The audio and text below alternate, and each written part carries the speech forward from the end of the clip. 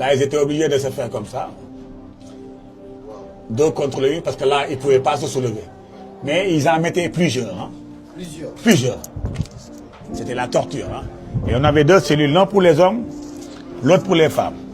Voilà, mais vous avez vu, le pape est rentré comme toi. Hein. Le pape est resté 5 minutes, mais en sortant, il avait les larmes aux yeux.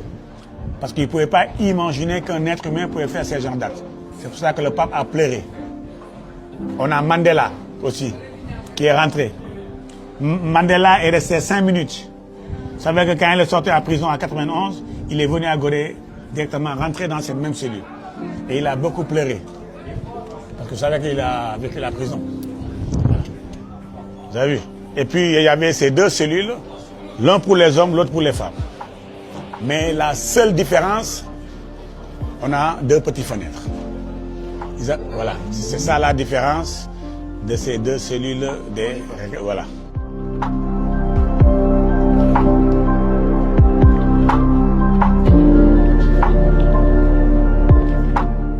Ah, donc là, nous sommes devant la porte qu'on appelle la porte du voyage sans retour. Et une fois que vous franchissez cette porte, c'était Bye Bye l'Afrique. Et vous savez qu'au moment de l'embarquement, un esclave malade, il était obligé de le jeter dans l'eau. Pourquoi? Directement. Pourquoi? Parce qu'il y avait l'épidémie de peste, ils n'avaient même pas le temps de les soigner. Raison pour laquelle un esclave qui tombait malade, il les jetait dans l'eau. Donc c'est ça qui faisait attirer les requins. Et puis il y avait ces couloirs, c'était les corridors.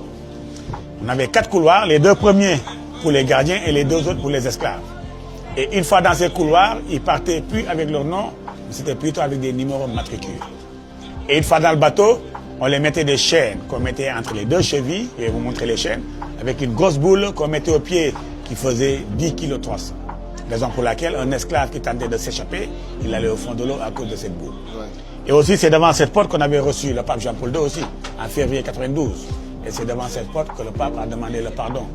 Pourquoi le pardon? Parce que beaucoup de nos missionnaires catholiques, ils étaient impliqués dans cette réunion. Raison pour laquelle l'ancien conservateur a répondu, oui pour le pardon, mais non pour l'oubli. On va pardonner, mais on va jamais oublier.